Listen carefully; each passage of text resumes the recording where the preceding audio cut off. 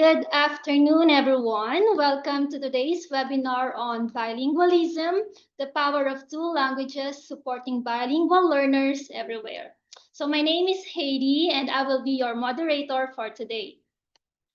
The Good to Great, What Makes World-Class Cool webinar series, a collaboration between SingTeach and Marshall Cavendish Education. The series was launched as part of SingTeach's 20th anniversary, a milestone that celebrates 2 decades of connecting education research with practice. SingTeach is a quarterly publication by the Office of Research at the National Institute of Education, Singapore, and it has long been a platform that brings timely, research-informed insights to the classroom. This year also marks another special occasion, NIE's 75th anniversary, which celebrates the Institute's legacy of excellence and innovation in education and recognizes the contributions of Singapore's educators, researchers, and partners in transforming teaching and learning.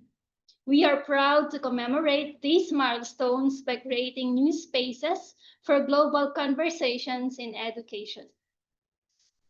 So before we start, please be reminded of the following house rules. Please turn off your mic, but feel free to turn on your camera during the webinar. You can type into the chat box if you have any questions, and our speaker will answer them during the Q&A session. You can turn on your mic during the Q&A session. So, for the first session, Dr. Soon Bao Chi from the National Institute of Education Singapore will share her perspective about bilingualism with key findings based off Singapore schools, followed by Ms. Ernovilinda, Head of International Curriculum at YPI Al-Azhar, Indonesia, who will share more on school leaders' perspective. And then we will have our Q&A session. All right, so let's take a quick glimpse of Dr. Soon and her experience.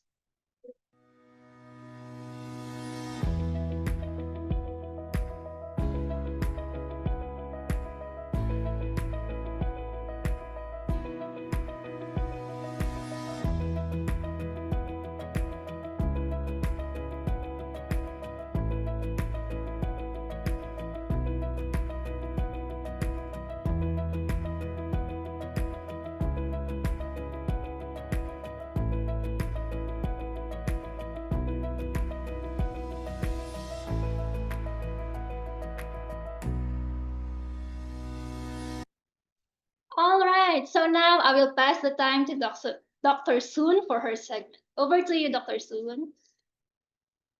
Thank you. Let me share my slides.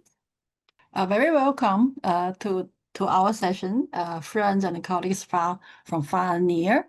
Today I'm going to share something about bilingualism from a researcher's perspective. Next slide, please. So before, Heidi, next slide, please.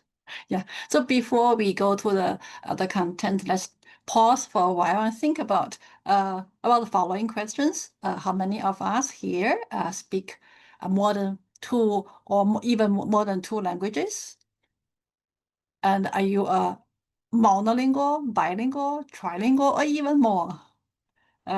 Shall we have a show of hands? How many of us speak only one language?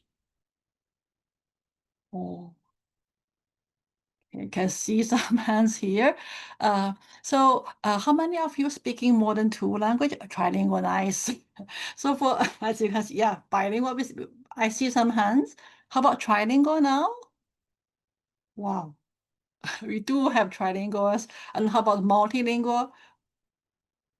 Oh, okay, we have some as well. So nice. So the official figure are as follows.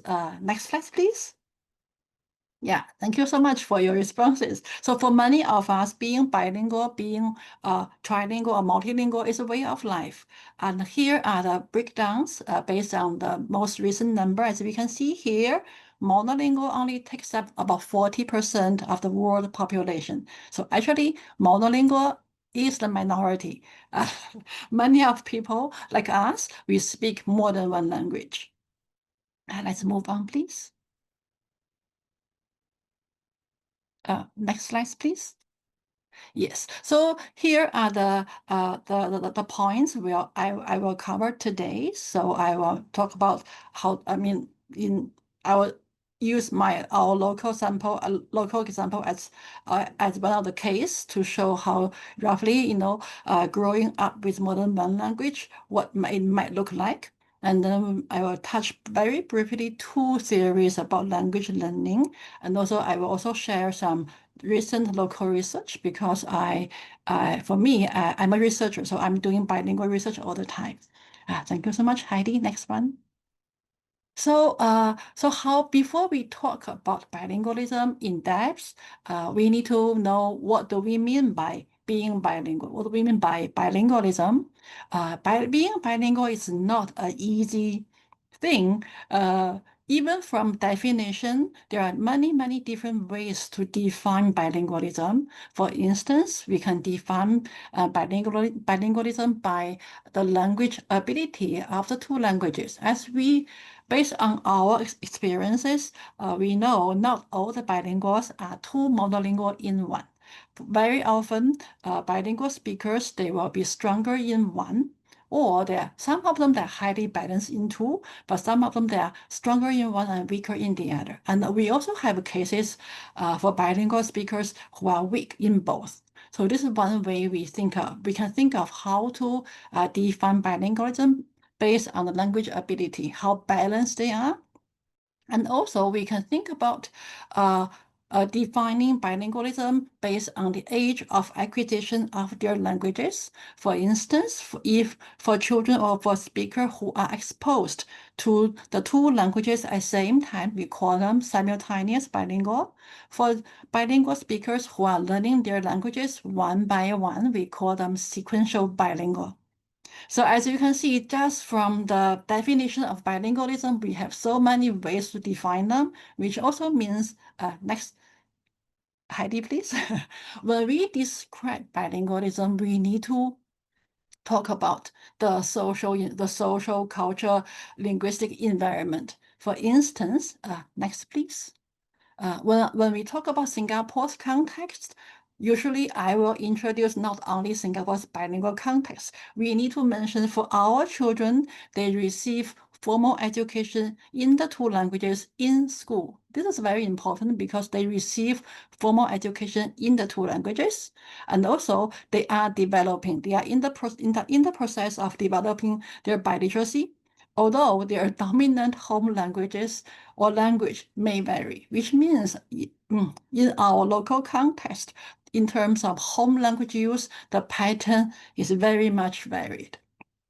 Let's move on, please. Yeah, some more clicks. One more? One more?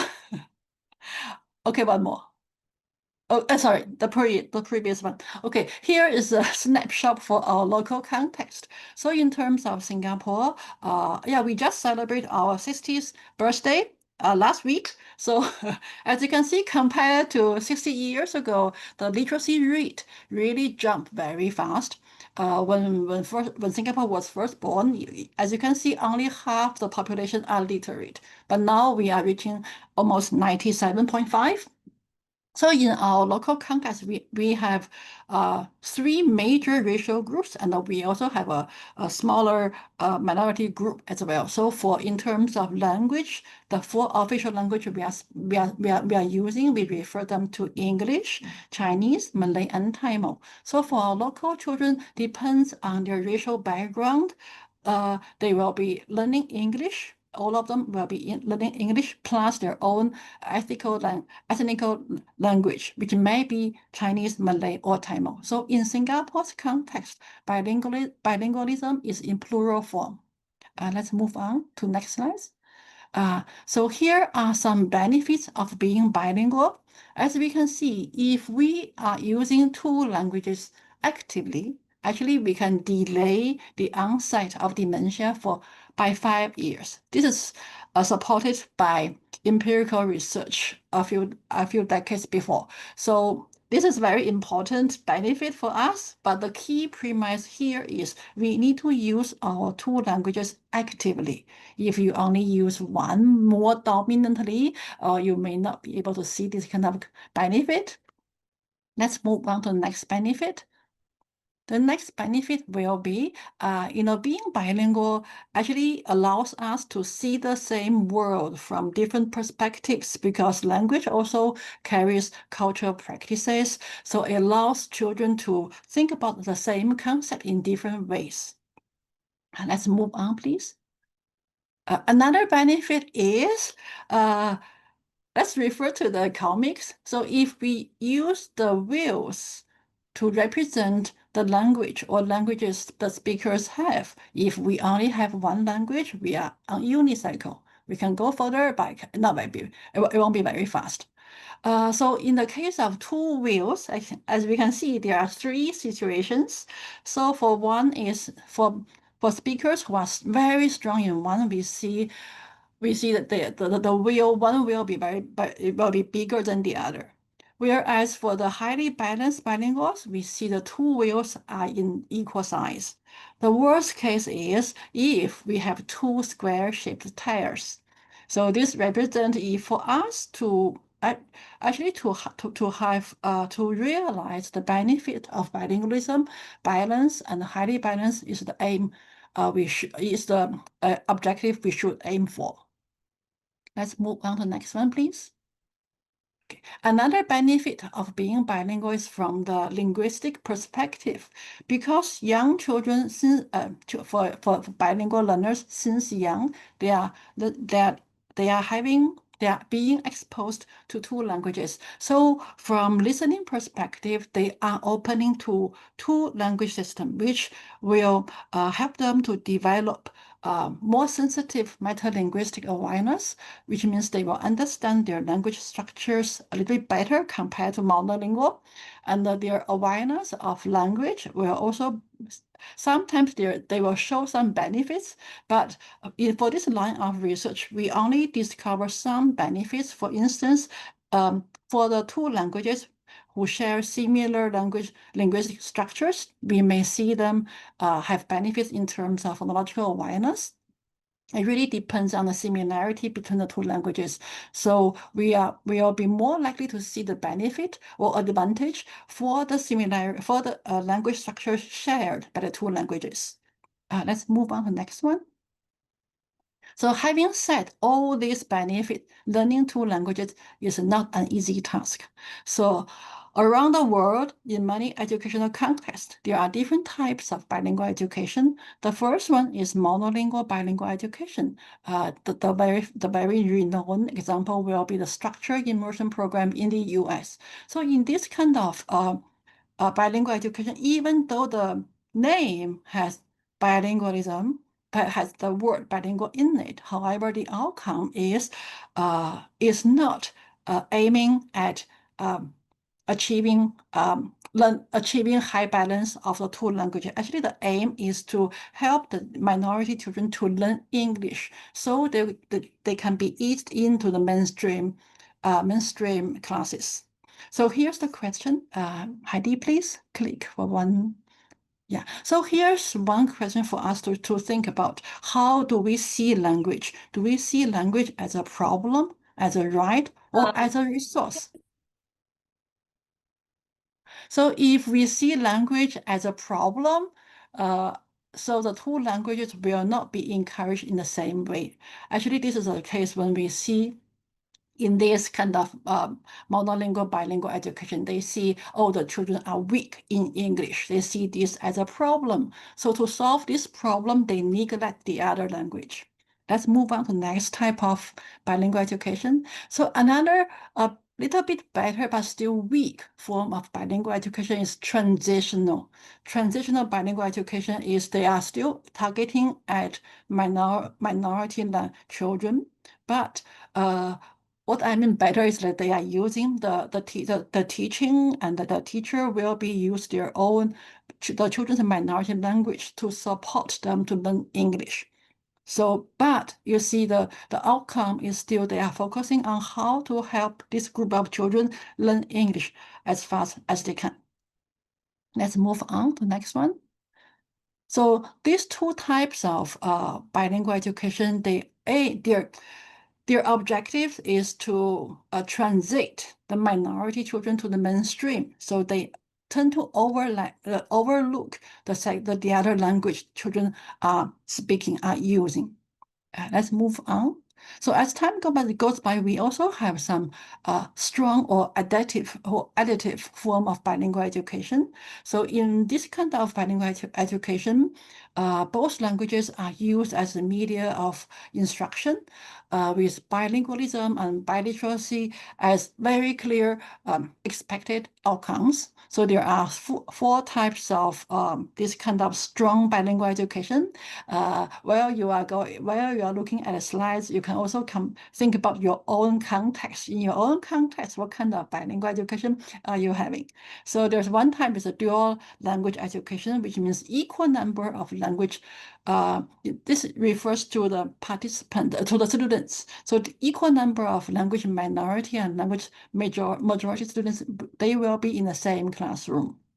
And the second type is heritage language bilingual education. Language minority children's ethnic language will be used in school as media of instruction. Another type is very famous in the Canada context is the immersion bilingual education. For instance, the French immersion. And also the last type is something Singapore is doing, bilingual education in majority languages. Because in Singapore, in the context, even though at home, not every household are using two languages, but at society level, children are able to hear all four languages spoken around them. So children are also taught in two majority languages. Let's move on. Okay, so yeah, next one. So let's pause a while to think about another topic is language learning, language acquisition. So let's look at this graph first. Assuming we are looking for a job, and this is an advertisement, so it's showing they are hiring people to operate this kind of machine, and this kind of machine they have thousands of components.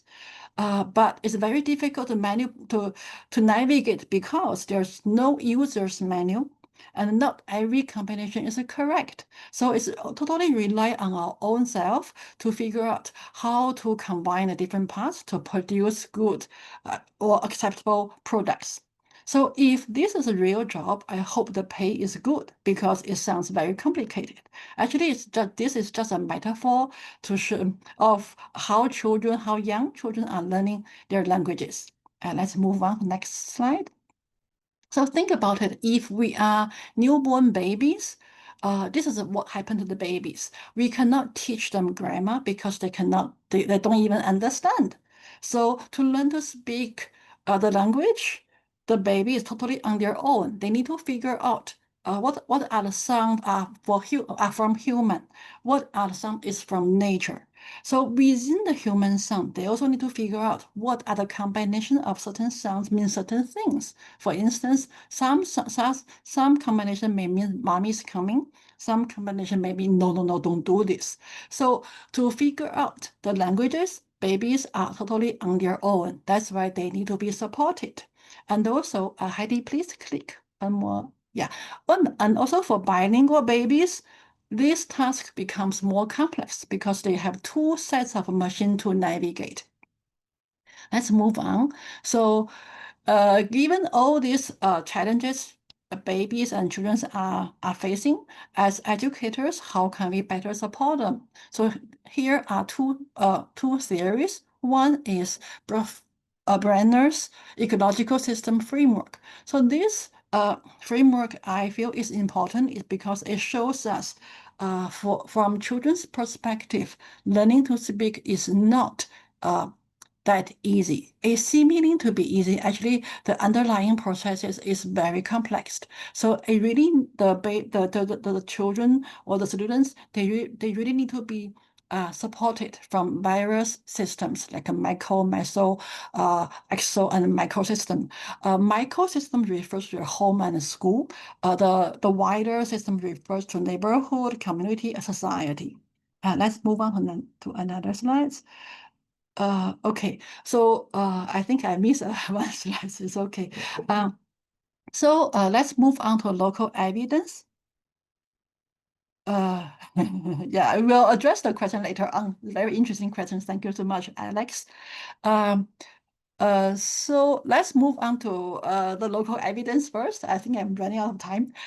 So can you go earlier? Go back to no. Can you go? I think it's one more slide, Heidi. Earlier, one more. Okay, so let's review one of the studies we just finished like 2 years ago. So for this study, we focus on home language use, classroom goal structures, and language achievement. So the key thing is we want to know what kind of class does class matter in bilingual children's language achievement? Because as we all know, bilingual children are from different kind of home language use backgrounds.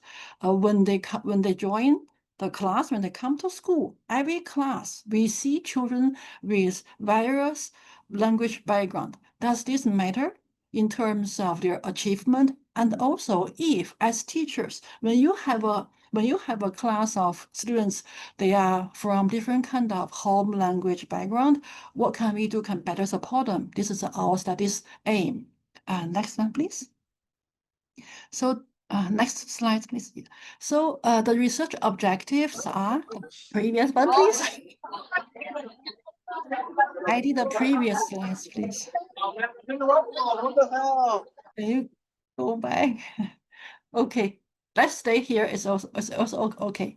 So the key constructs the study focus on is the first one, the home language use. So for the students, we ask them the frequency of the language they use among themselves, between themselves and the family members, such as between the father and the child, mother and child, and sibling of the and the child. Because in Singapore's context, we are mainly using 2 languages. So for this case, we only measure English. Sorry, we only measure mother tongue. So another important structure construct is we focus on, in terms of teachers emphasize, do teachers emphasize on knowledge mastery, or do teachers focus on performance? You know, in the previous decades, we tend to, the school system around the world tend to focus on examination, focus on performance. But in recent years, we have shifted.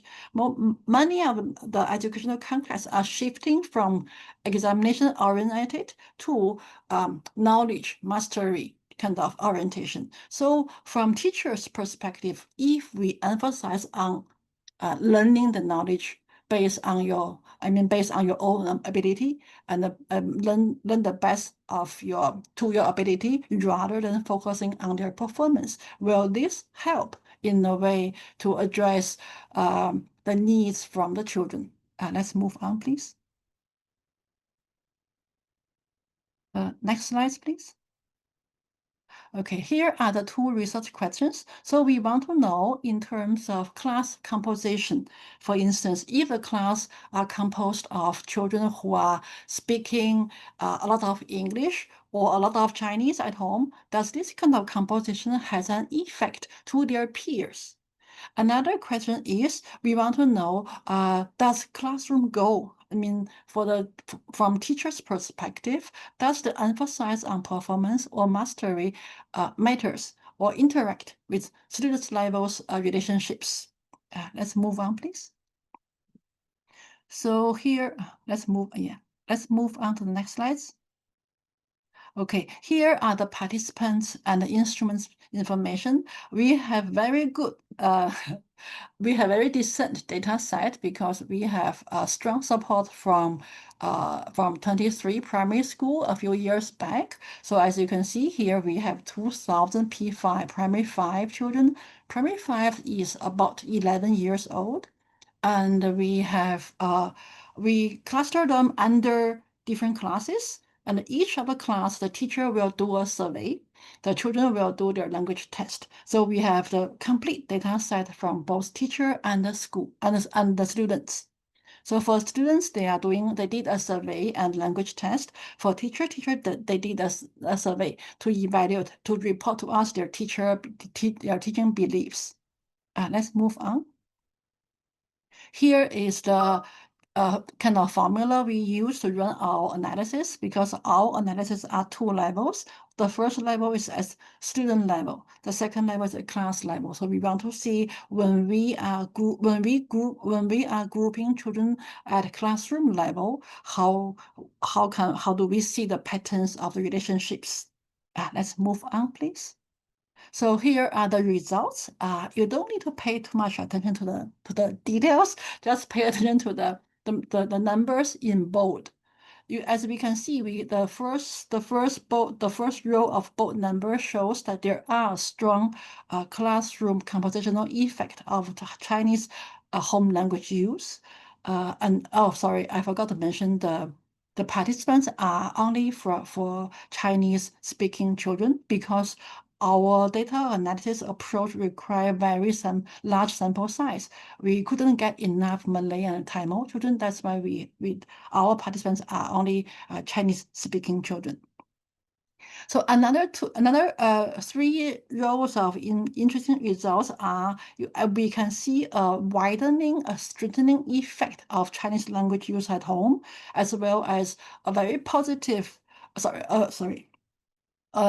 and a very interesting result, which is the negative interaction between the mastery goal and class and students levels relationship. And then we didn't see any significant effect for the performance goal, which means actually the lack of significance is also a very interesting result. Let's move on to the next slide. So yeah, the findings are, yeah, so we see a very clear classroom compositional effect of home language use on students' Chinese achievement. The second point is we also see a strengthening effect of home language use. So there's not only a compositional effect, but also a home language use strengthening effect.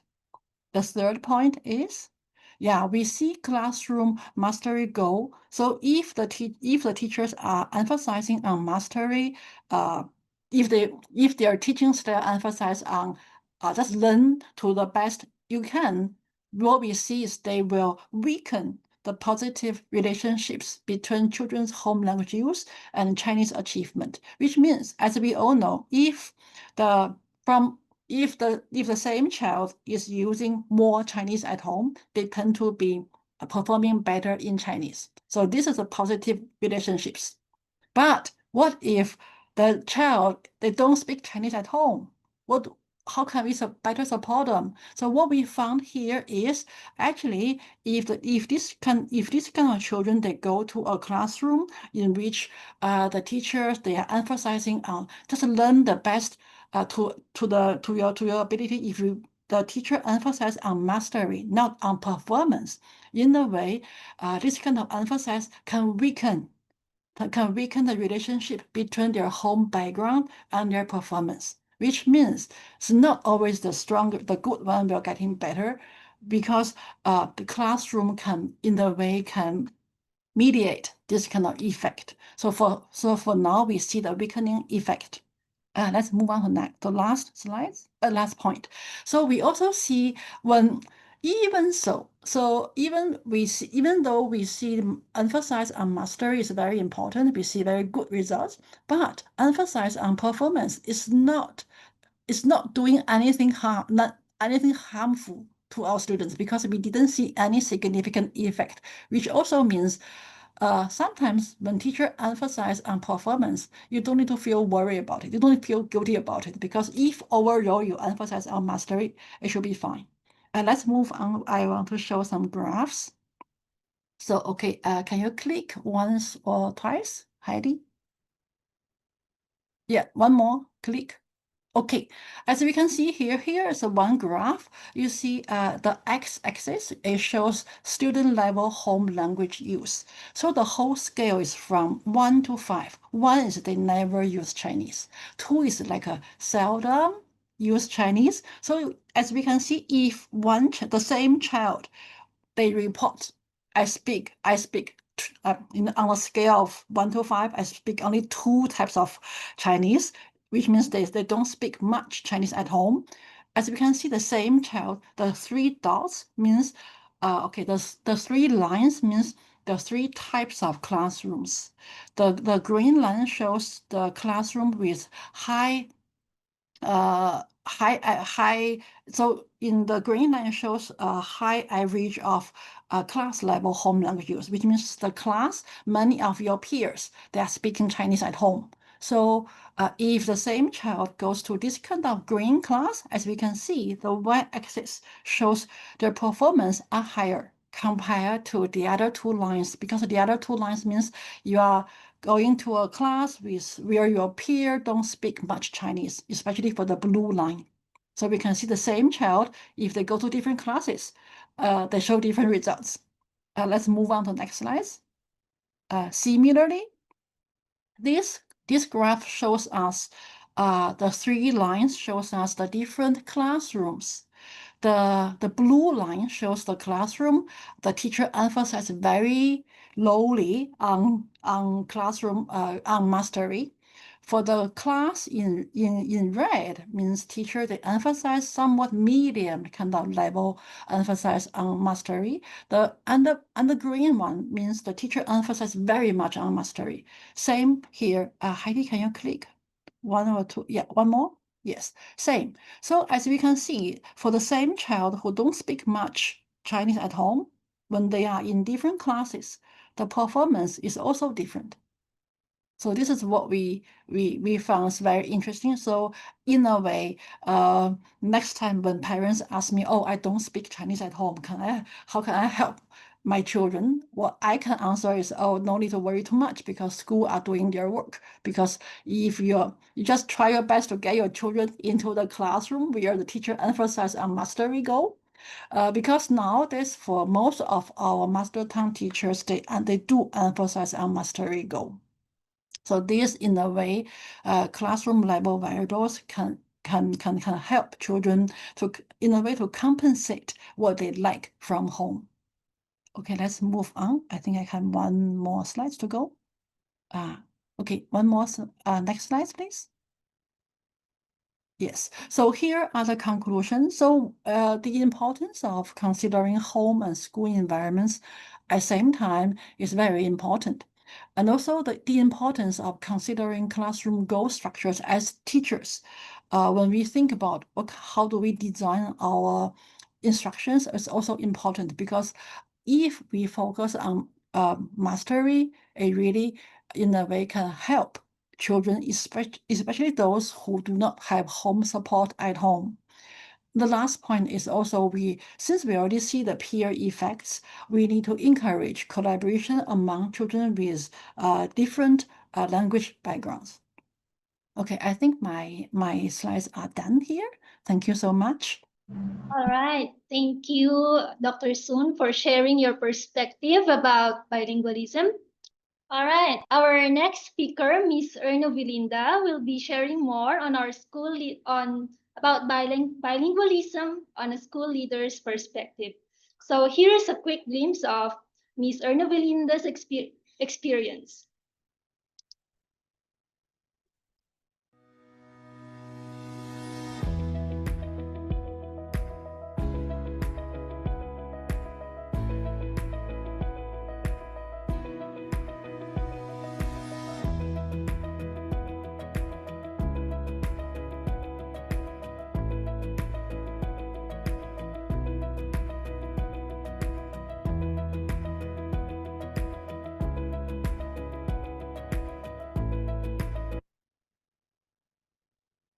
right, so I will now pass the time to Miss Ernovilinda on her segment. Thank you very much, Heidi. Am I audible? Yes. Okay, thank you very much. Okay, good afternoon, everyone. My name is Ernovilinda, but my friends call me Linda. I am from Yayasan Pesantren Islam Al-Azhar, Indonesia. And today I would like to share how bilingual education is implemented and supported across our schools, of course, Al-Azhar schools. And Dr. Soon's presentation was very interesting. From the presentation, I could identify which form of bilingual educations and which classroom goal structure are applied in Al-Azhar. It seems that Dr. Soon, you should come to Al-Azhar to conduct research. Hopefully, yeah, hopefully. Okay. Okay, next slide, please, Heidi. Okay, before I share about bilingualism in Al-Azhar, I would like to share something about Yayasan Pesantren Islam Al-Azhar. Al-Azhar is one of the leading Islamic education foundation in Indonesia, established in 1952. It manages a wide network of schools from kindergarten to university level, integrating Islamic values with academic excellence. Currently, Yayasan Pesantren Islam Al-Azhar manages 227 schools in 22 provinces across Indonesia. This includes 67 kindergartens, 72 primary schools, 59 lower secondary schools, and 29 upper secondary schools. Altogether, we have over 5,492 teachers and more than 64,000 students as of 2025. And here we have I accompanied by my supervisor here. I would like to say hello to Ibu Aikiki. Ibu Aikiki, are you there? Thank you very much for attending this session. Yes, I'm here, Miss Linda. Yeah, yeah. Miss I is my boss. Thank you very much for attending this session. You're Okay, welcome. yeah. And okay, I'll continue. So here, yes, we have more than 64,000 students as of 2025. Next slide, please, Heidi. Next. Okay, at the heart of our education, we integrate three curricula. The first is our own, the Al-Azhar curriculum, and the second is the national curriculum, and the third is the international curriculum. The Al-Azhar curriculum covers Islamic studies, the Quran, Arabic, and moral values. The national curriculum, we follow the policies set by the Ministry of Education. And for the international curriculum, we implement Muadalah, which means our institution is recognized by Al-Azhar University in Cairo for delivering Islamic education. This recognition allows our graduates to continue their studies at Al-Azhar University without having to take an entrance examination. In addition, we also offer Cambridge International for primary and lower secondary levels, and Cambridge English for all levels from kindergarten to upper secondary. And one of the school in upper secondary level is also offering IB program. Next slide, please, Heidi.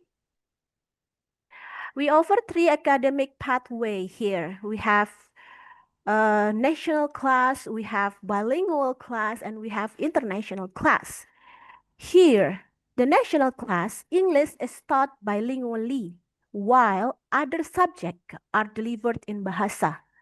The school environment primarily uses Bahasa Indonesia, and final assessment are internally developed by the school at the end of each level. It means the English assessment, yeah. And then for the second one is the bilingual class. English, math, and science are taught bilingually. So while in the national class, we have only one subject taught bilingually.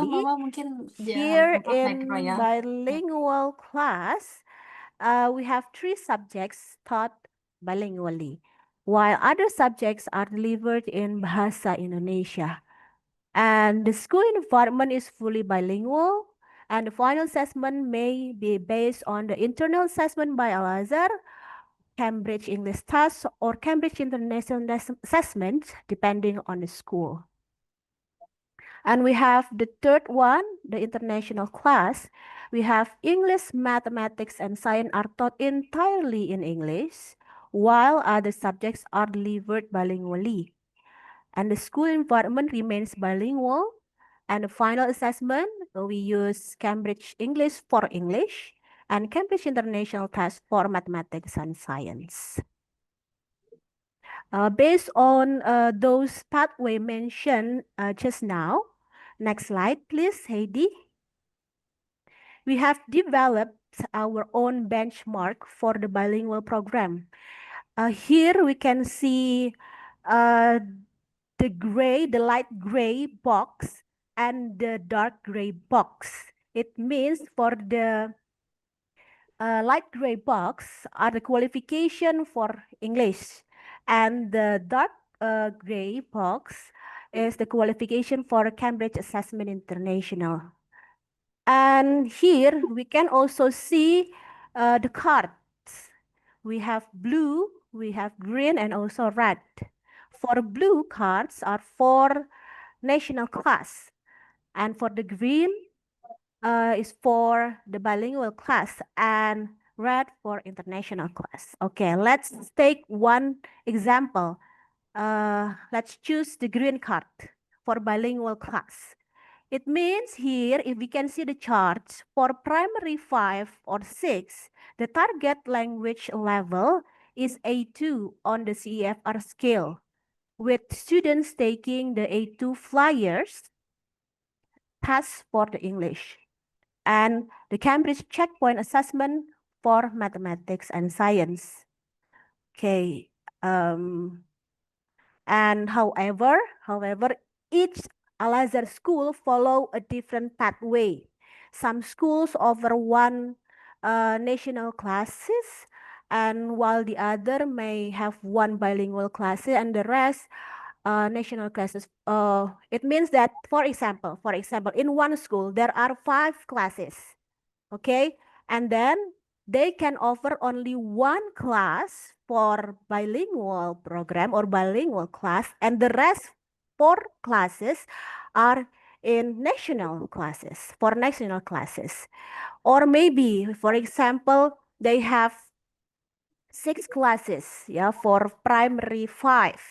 They can offer 2 classes for international classes, and then the rest 4 classes for bilingual classes. It depends on the school, because the school will choose the pathway based on its own capabilities, taking into the consideration the human resources, student intake, available facilities, and also financial capacity.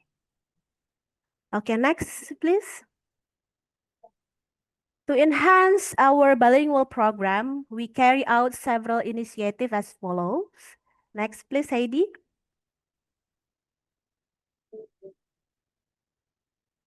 Okay, we developed Salam Al-Azhar, an online platform that provides access to English language materials and assessment. And we integrate digital classrooms, e-libraries, and AI-powered language learning tools into our daily lessons. And then we also conduct regular teachers training covering pedagogy, and then subject content, assessment, and technology integration. And we also organize comparative study visit for our teachers to learn from school in other country. But well, actually it's not only teachers, but also our students. Yeah, we have some kind what is so-called immersion program for our students to go abroad, and then to have sit-in program in other school in other country. And research and assessment here for English, we use, oh, sorry, next slide, please, Heidi. Yes. Okay, thank you. And for the resources and assessment for English, we use Cambridge English books. And then we also conduct Cambridge English qualification tests. And then for mathematics and science, we use Marshall Cavendish books and Cambridge checkpoint tests for, of course, for the assessment.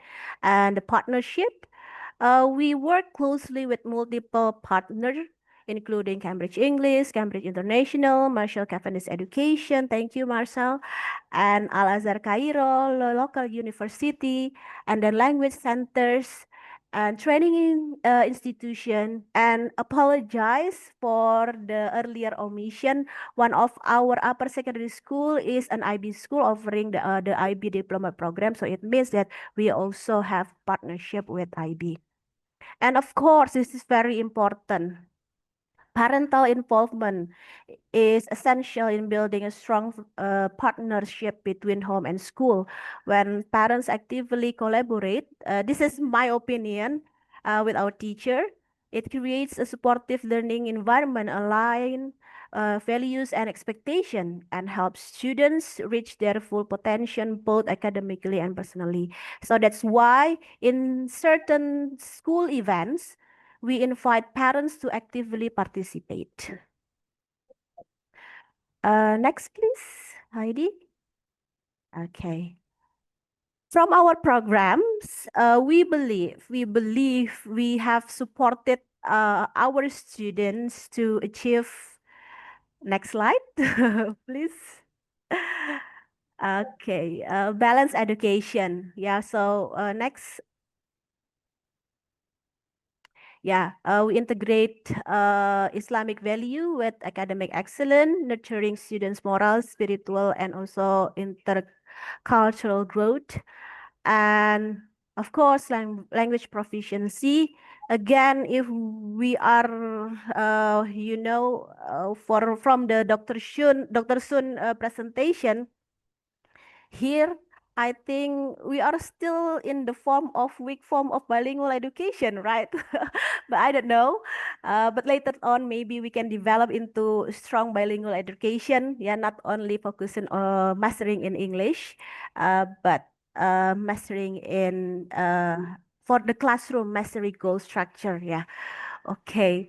And of course, students develop fluency in English alongside their native bahasa, preparing their higher education and career opportunity both in Indonesia and abroad. And of course, for the 21st century skills mastery through project-based learning, inquiry-based instruction, and collaborative activities, we equip students with critical thinking, creativity, communication, and collaboration skill essential for the success of the modern world. And last but not least, global competitiveness. Our curriculum incorporate international content, empowering Indonesian students to compete confidently on both national and global stages. It has been proven that our students have earned many international recognitions, including gold medal at the 12th Asia Art Festival 2025 in Singapore, and then gold medal at the International Kangaroo Mathematics Contest 2025, and participating in the 19th International Folklore Festival Mountains and Valley, Poland in 2025, and also global round for the World Scholars Cup in Korea 2025, and the Tournament of Championship at Yale University, New Haven, Connecticut, USA in 2025. These competition are not always about English, of course. They also include different area, yeah, many area. But this demonstrate how bilingualism at Al-Azhar has shaped our students into international citizens, ready to compete on the global stage. Mastery of English as an international language has been a key factor in their achievement. Okay, for next on, Heidi, I would like to show you I would like to share an example of lesson plan created by Al-Azhar. First, we're going to look at the templates, and later on, we're going to review a sample. In this example, we are doing our best to combine three curricula that I have mentioned before, and we will also see how the teaching strategy are applied to enhance the engagement, comprehension, and the skill development in the real classroom settings. Okay, thank you very much, Heidi. So for the general information part, this section includes school name, subjects, level, when the lesson plan will be used, and other other basic details. And then this is something that maybe only can be found in Al-Azhar for the spiritual and moral character development. We include a verse from Quran or Hadith as the foundation for the topic being taught. For example, if we teach about caring for animals, can you please move up, Heidi? Okay, stop. Okay, thank you. Okay, for example, if we teach about caring for animals, we reinforce the lesson with Islamic value from the Quran and Hadith by selecting a verse that addresses the topic. Through this approach, students understand why they need to learn about caring for animals because Allah, as the creator, also teaches us to show care and compassion toward them.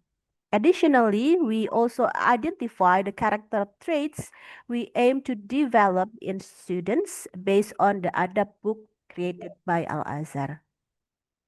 And next, for the identification section, here in this part, it describes the student we will be teaching and the content to be covered and the student's profile we aim to develop. And on the board plan section, can you move up, Heidi? Okay. Here we can see the learning objective and then the interdisciplinary connection between subjects, learning topics, methods, collaboration, settings, and the use of digital technology. And the learning activity, this includes the opening, main, and closing activity. And those are very basic. We can see, you can find in the lesson plan. And what makes it unique in our lesson plan is the deep learning approach recently launched by our Ministry of Education, where students engage in understanding, applying, and reflecting on the lesson. At the same time, they experience three key principles of learning: mindful, meaningful, and joyful. This national approach is aligned with a Cambridge approach, making it easier for teachers to apply it effectively in their lesson. And of course, for the last part is the assessment. We include the evaluation process to measure student learning outcomes and also giving feedback to the students. Okay, next we can see the sample of the lesson plan, Heidi. Okay, this is the lesson plan for English lesson for primary 2 with a duration 70 minutes, 2 periods of 35 minutes each. And as we can see here, although the lesson objective, can we go up to the lesson objective, Heidi? Okay, stop there.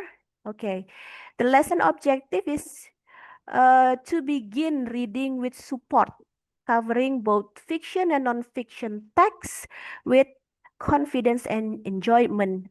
We take it from Cambridge framework, and the book that we use, the content is focusing on the zoo. Therefore, can we go up, Heidi, to the, go down then. Okay. Again, please, again, stop. Okay, for the spiritual and moral character development there, The teacher strengthened the lesson by emphasizing the importance of caring for animal based on Islamic value.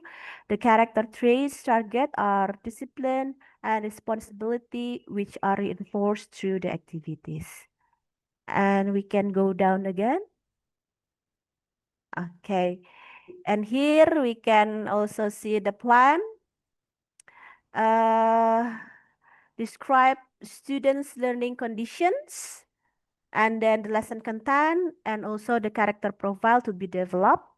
And the board plan, we have the lesson connects with two other subjects, so not only English, but science and also art. Go down, please, Heidi. Here, okay, and involve parents through the taking home reading as well as the peer activities in the classroom. We can go down again. Okay. And for the learning activities, the activities and assessment reflects the deep learning approach with both formative and summative assessment included. We can go to the assessment for the last part of the lesson plan, Heidi.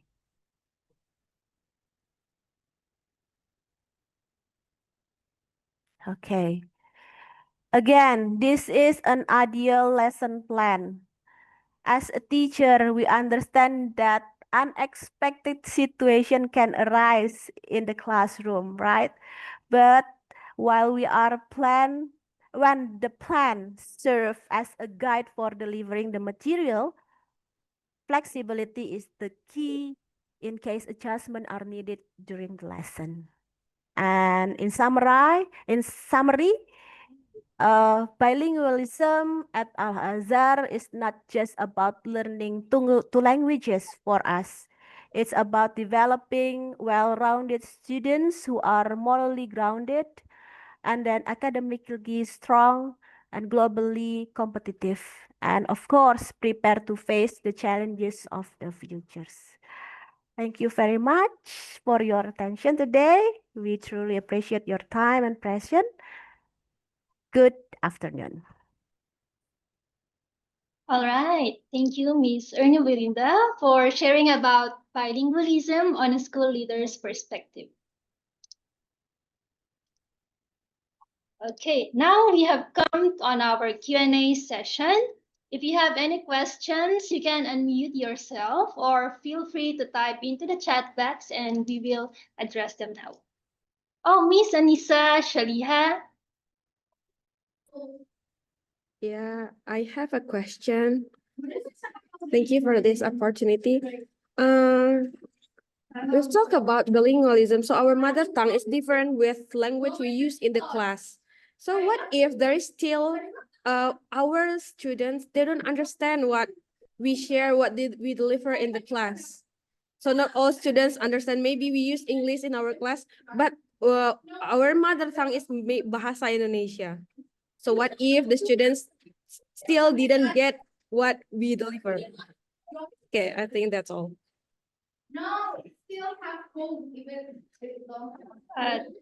Ms. Erno Vilinda or Dr. Sun? Oh yes. Thank you for the question. Yes, this is a very challenging situation.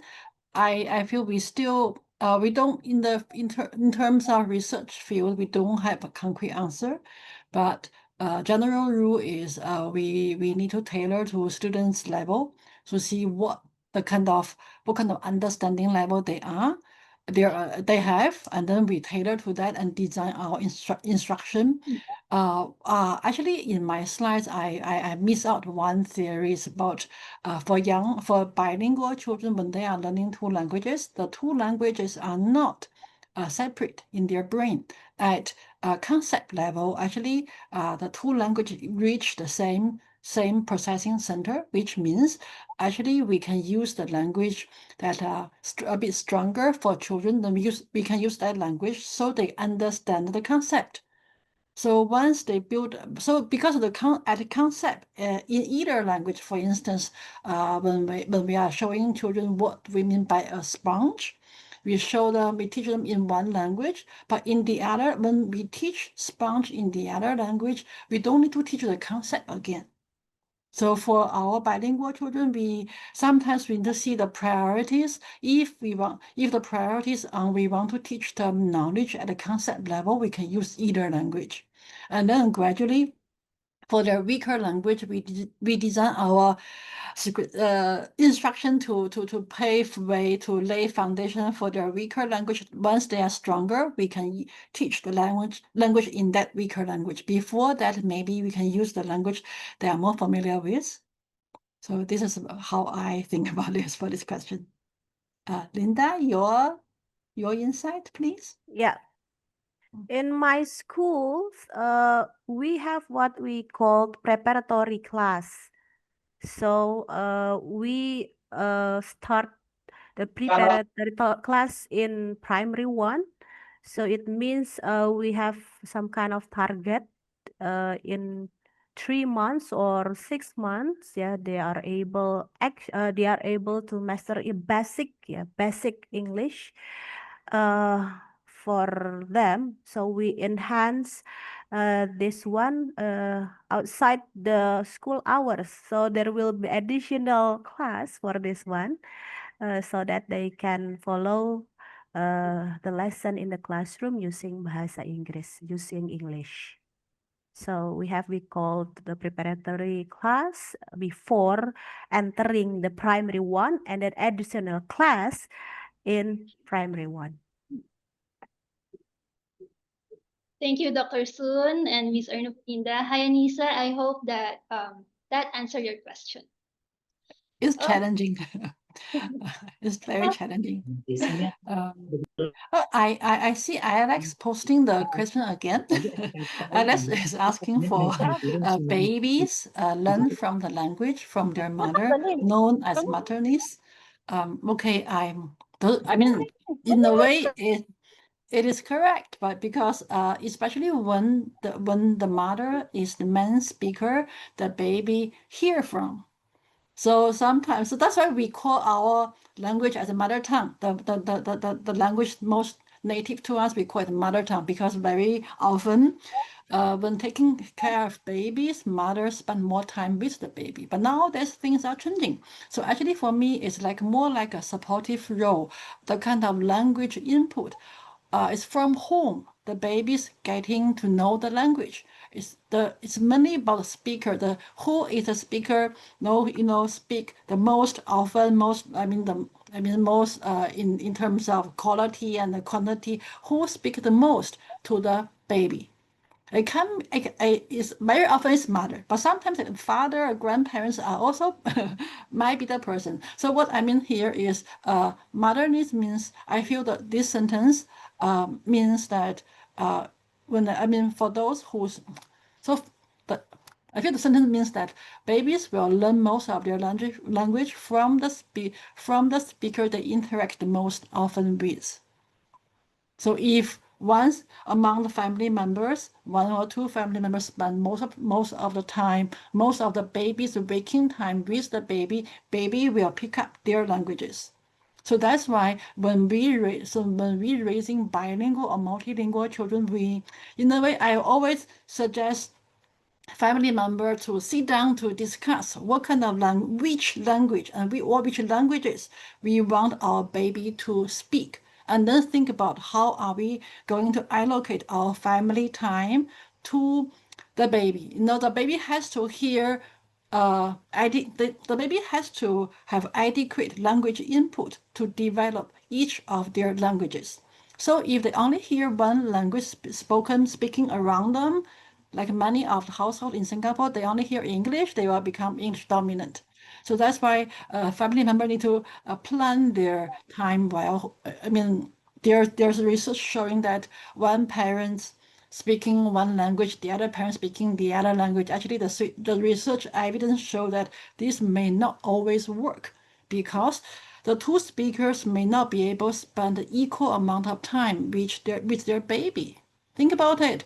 If one parent is working whole day, how much time that parent can spend with the baby, how much language input baby can get from their parents if their parents is the only speaker of that language. So think about this kind of amount of language input and from each of the family member.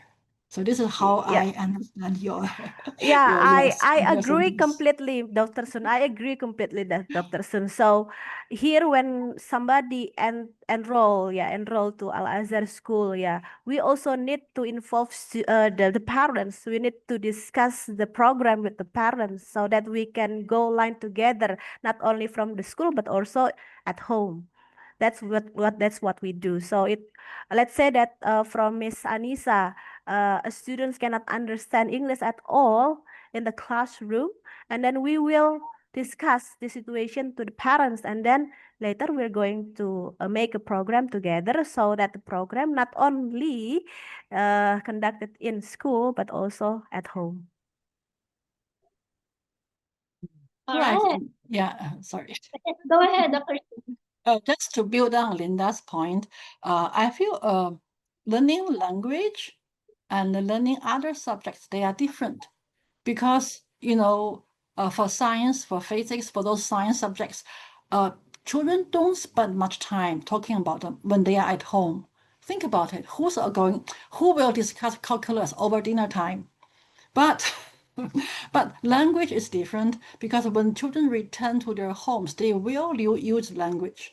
If they have more than one language they know of in the household, there are plenty of chance for them to use to practice their languages. That's why language learning not only happen in school, also happen at home. Okay, Right. I'm done.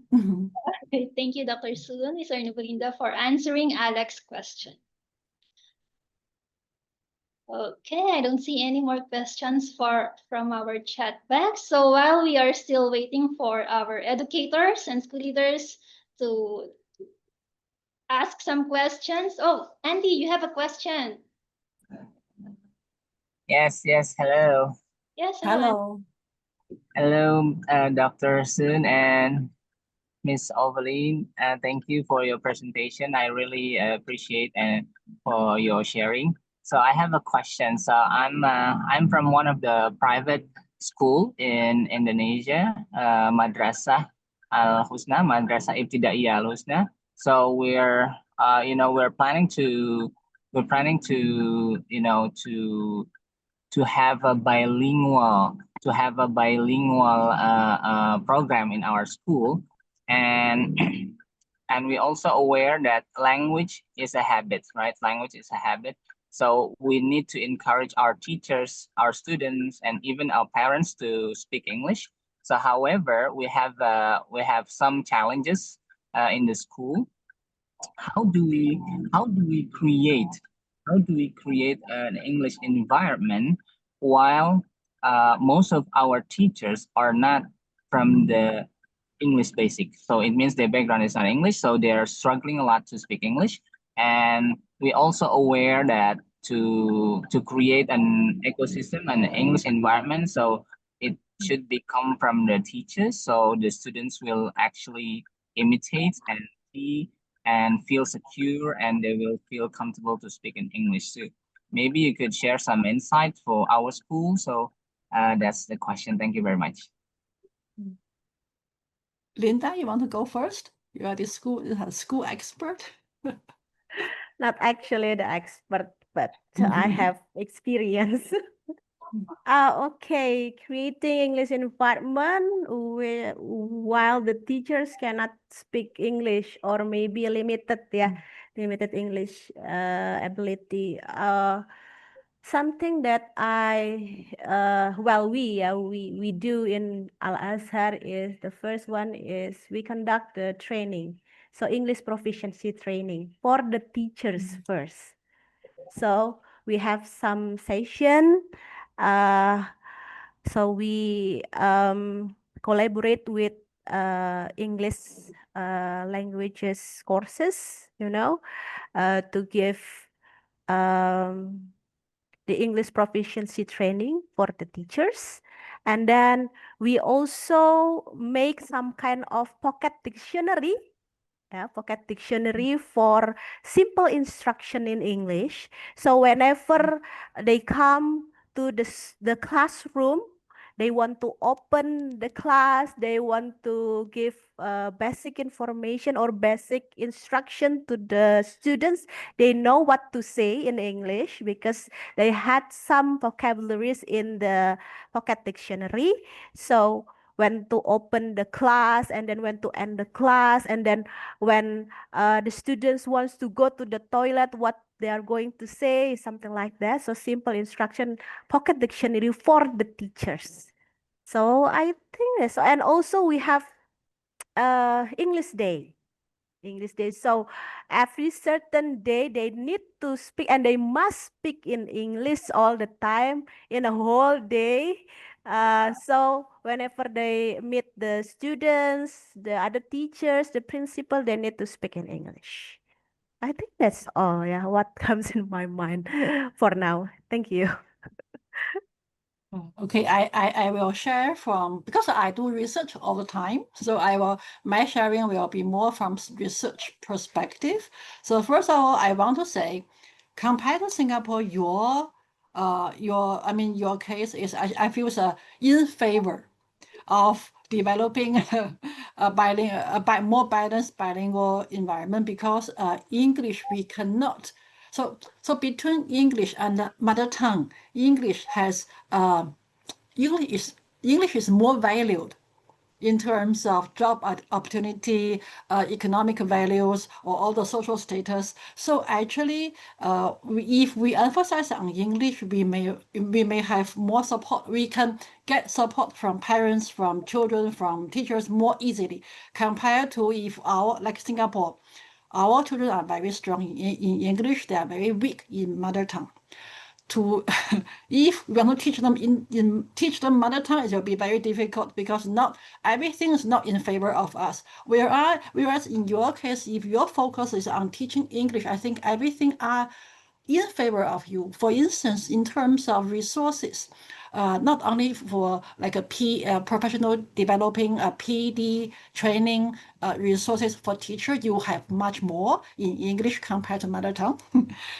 In terms of children's reading, listening, all the learning materials in English, they are also better. There are more resources in English compared to other languages. And in terms of this kind of resources, the grading, the system, there are different type of material targeting at each age group. They do this very well. If you see, oh, this book is for 5 to 7 years old, make sure, you will feel safe. Oh, I can use this book for this age group. All the books which label at 5 to 7, you can be very confident. Oh, these kind of books, they have the same difficulty level. Of course, the age group indicated in those books may not be the real age of your students, but you can choose. Before you introduce the books to the kids, you can choose the level, the books to your students' level, and then in future you just refer to the same age group in terms of resources. It will be very easy to locate in terms of the resources for teachers, for students. There are abundant, very educational, very interesting resources. So I feel in terms of resource, in terms of kind of support from teachers, from parents, you are in a very good position here. And also go back to your question, how to create this. I feel all the points Linda mentioned and your points mentioned, I feel those are very good ideas. So I feel from researchers' perspective, it's like just to you don't have to copy and paste from others, because everything we design has to be tailored to our students. So once you set your objective very clear, then think about how to work towards them. In terms of objective, I also want to highlight that when we talk about language learning, sometimes the objective is not so clear. So what kind of English proficiency goal you want to achieve for your students? Do you mean spoken English, conversational, or do you mean reading and writing literacy skills? Setting those goals clearer, I feel it will be better for your when you design your curriculum, when you design your activities, because I feel actually based on my own learning experience, I read and I write much better than my spoken English. So it really depends on the goal you want to have. You focus. So for some of your teacher, they may be weak in conversational English, but they may read very well. They may write very well. So tapping into this kind of teachers, their strong points, and also think about what is your in immediate, the short-term goal and long-term goal, because school time is limited. It's impossible for us to cover every aspect of language proficiency, right? So I feel think about your goal, and then think about how you align all your practice, teaching practices, instruction with your goal. So this is the things I can think of. All right. Thank you, Dr. Soon. Now we will just take one more question from Kian Wee. Okay, this is for you, Dr. Soon. Yes, we need to include teachers' voices because it's very important we have the buy-in from the teachers. They need to agree with the things we want them to do. Otherwise, you won't be able to see them doing it. So having teachers' voices and having their support in the design phase is very important. Otherwise, when in the classroom teaching is always the teachers are doing the teaching. So they need to know very clearly what they plan to do, what they want to do. So we need to clarify things with them. Hi, Dr. Sun. I'm Kian here. Hi. Yeah, I'm the one who asked the question. So I'm actually asking because I myself is a mother tongue teacher. So like what you said, right? In Singapore, the mother tongue language is not as valued compared to in Indonesia, where English is very valued. So in fact, in students in the classroom, whenever we want to encourage them to speak in their mother tongue, but we also understand that in the classroom when they are formed up in their own groups, their very natural way of conversation is to use English. Yeah. So my question is, in this situation, is it which approach should we take? Should we like let students have their small conversation in their comfortable language, and then later we expect them to, when they step out in front of the class, they speak in their mother tongue? Or should we enforce, no, everyone, even when we discuss, you must speak in your mother tongue? Which is the better of the evils? Yeah, I think it's difficult to say this a yes or no question. Maybe we can emphasize as an overall goal to the kids, because it depends on how old they are.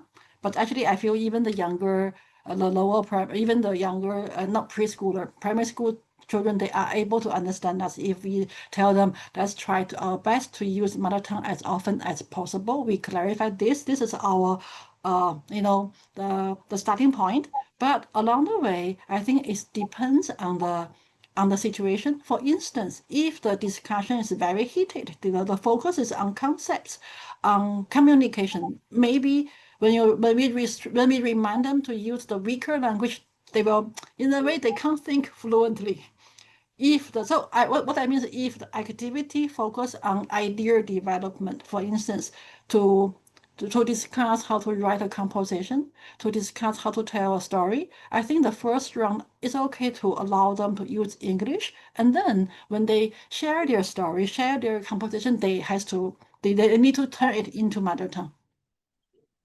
Because we have small scale studies, we found if we allow them to use English in the discussion phase, in a way, this will reduce their cognitive load when they turn it into writing, into a story in oral form, because they know the structures of the stories. They don't need to spend too much brain power on structured stories. The story is already there. So their focus will be on how to turn the story into the weaker language. So this is the kind of points when the focus is on the idea development. We can go easy with them. But if it's not so much about ideas of conversational language, especially when they're able to say the same thing in both languages, we can emphasize, we can remind them, yeah, please use mother tongue. How can you say this in English? You know the mother tongue. So this, I feel, it's a mixture of things. Because this is Singapore's reality. Our children's, the two language for many of them are not balanced. Oh, I also want to clarify, it's not we don't value mother tongue, we value mother tongue. These four languages are our official language, our official languages. We emphasize each of them. That's when the children, when they use them, because of the language environment and society and the community level, they are more comfortable, they are more fluent in one language over the other. That's why we see this. But I also want to share another thing based on my communication with other researchers from other countries and my own reading of research papers. I feel that even though we face all the kind of challenges in developing our children into highly balanced two languages, highly balanced bilinguals, still having the two languages in the school system is very important. It's always better. No matter how imbalanced they are, it is always better having only one language in the school system. Think about those young children who are learning their mother tongue in North